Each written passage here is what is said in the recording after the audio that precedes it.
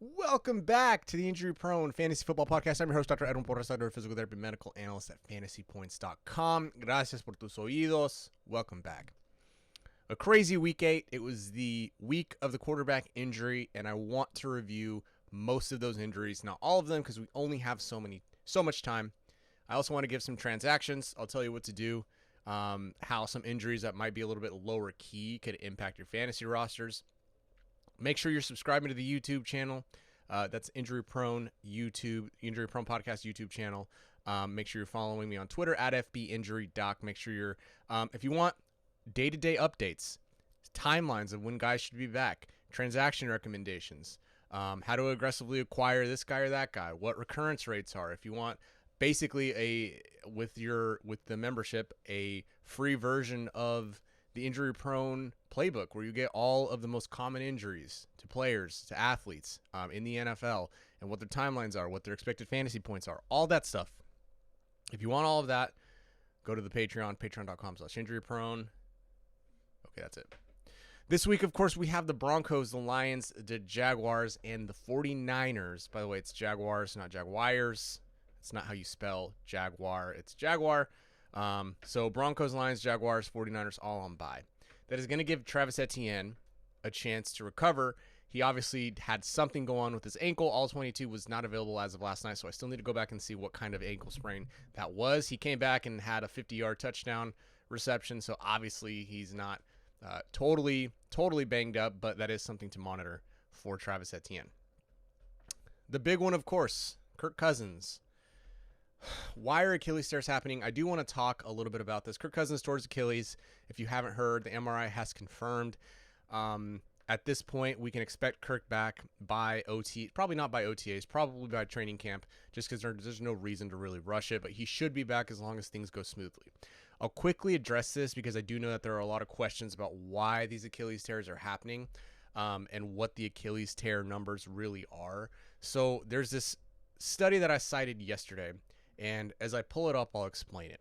Essentially, the theory behind why are there so many Achilles tears recently has to do with the change in the workloads that these athletes undergo.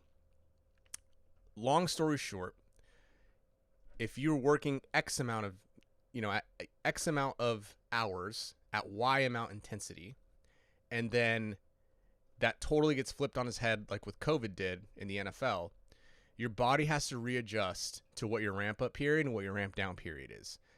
We know from a lot of good research from researchers like Tim Gabbett that can really throw off your body's ability to maintain and handle workloads. So this study by Andrew B. and colleagues, they just published this year, 2023.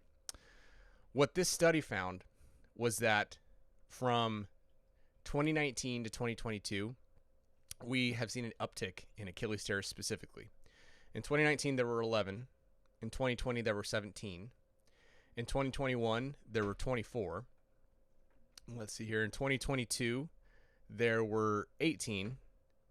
And then here in 2023, we already have, we already have 15 with Kirk Cousins.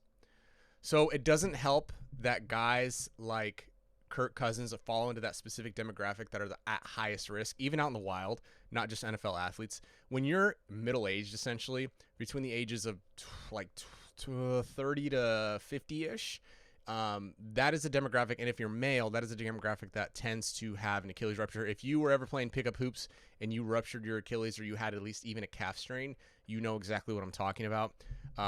This is just an injury that is not going away, unfortunately. It's something that you can mitigate, but it's really hard to know who's at risk and who's not. So if you're male and middle age, you got to start doing those calf raises, baby. Hit those calf raises because the Achilles is out there and it could potentially see you. You could potentially be in rehab for an Achilles tear. So don't do that. But I did want to address that. Yes, Achilles tears are up. They're on the rise. But it doesn't necessarily mean, well, we don't know what it means quite yet. We'll see. Especially now, post-COVID, we'll see if those numbers come down at all. I probably spent way too much time on Kirk Cousins. We'll go a little faster moving forward. So the next guy that we're going to talk about here, Matthew Stafford, thumb issue. Sean McVay did come out and say that Matthew Stafford is day-to-day. I mean, Matthew Stafford could, have one of his legs falling off, and he would probably be day-to-day and push to play. Matthew Stafford is one of the toughest dudes out there. He is probably in the top 10 most ridiculous tough guys that I've ever watched from afar in the NFL. He plays through shoulders. He plays through thumbs. He plays through ribs. He plays through back stuff. He plays through fractures. The guy plays through a lot. But his history with this specific thumb issue, because he has had this injury in 2020, that is worrisome. And I try not to really take Sean McVay's word to heart entirely too much, just specifically because Sean McVay also said that Cooper Kupp was day-to-day before Cooper Kupp ended up going on IR. So that's just something to consider. It's something to note. But Matthew Stafford has played through this. So is it possible for him to play next week? Yeah, it's possible. But with the bye coming up, I don't think that makes a lot of sense. Clinically, it's going to be really hard for him to grip. They taped him up and he still couldn't grip in week 8. So it just doesn't make sense for him to push through and try to play through this injury. So I said that he played through this before in 2020 before actually having surgery for it. And he didn't look great. The last 5 games of the season, he was 30th in adjusted completion percentage. And he went from QB 23 to QB 28. Now, obviously, he wasn't really fantasy relevant at that point. But, a drop in 5 spots on a points per game basis is a lot for a quarterback. So I don't think it's smart. But again, I'm not the one making the decisions. I'm not the one saying what I recommend and don't recommend to these teams. Ultimately, if Matthew Stafford and the Rams think that it's a good idea for him to go out there and play next week, then I think he will.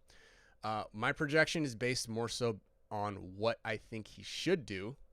Maybe that's not necessarily how I should do it.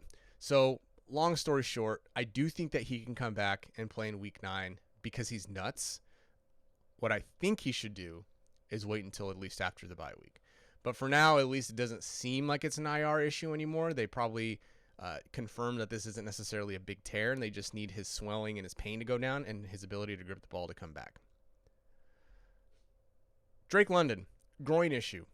I think the best case scenario you can hope for is this is like a CeeDee Lamb 2022 issue where he just kind of popped up on the injury report and then it went away. You never heard about it again. But the worst case scenario is Rondale Moore from 2022 where you missed a ton of games because of a groin issue. I don't think that's really necessarily realistic. The Falcons did come out and say that they don't think it's as severe as they initially thought, which it can mean a lot of things, right? If they thought he was done for the year and he's going to need core muscle surgery, okay, well, that's something, right? That is that's like worst case scenario, and he could still miss 2-3 games. But if they thought that the worst case scenario is that he'd miss 2-3 games, then him coming back next week makes sense. When you look at the numbers in particular, you see that league wide for these groin strains, it's 2 to 3 weeks on average with a median of 18 days return time, right? So 2 to 3 weeks, somewhere in between there, usually doesn't extend beyond that. For wide receivers specifically, the numbers are even better, right? The average amount of time of missed time for a wide receiver with a groin strain is 1 missed game, and the mode is 0. So more frequently, they miss no time with groin strains. So if he does play in week 9, keep in mind there is a 10% recurrence rate, which isn't as high as a hamstring at all, but it is significant. 10% is significant. So honestly, the transaction recommendation here, I'm probably trying to get rid of this whole situation. I don't want any part of the Atlanta offense, and maybe we should have known that from the beginning. So I don't want to talk about Tyrod. I don't want to talk about Desmond Ridder, but I will hit here on Darren Waller because I think it's important to clarify what happened. So this is not the same side as Darren Waller's preseason hamstring injury. It's actually on the other side, and it's in a different location. If you look at the film, the specific mechanism looks like it could have been some sort of hyperextension mechanism of the knee, which makes sense because he said that it's down at the back of the knee, and it's not necessarily what he said, quote, not necessarily a muscle issue. So it's not necessarily a muscle issue. There's a chance there's some sprain of the muscles and ligaments. It's more general and broad. So we know Darren Waller has a history of knee issues. We know Darren Waller has a history of hamstring issues. We know that he has just trouble staying on the field in general. So I'm just trying to trade him away to anybody who still believes. I think the worst case scenario here is that he goes on IR because we've seen that out of Darren Waller before.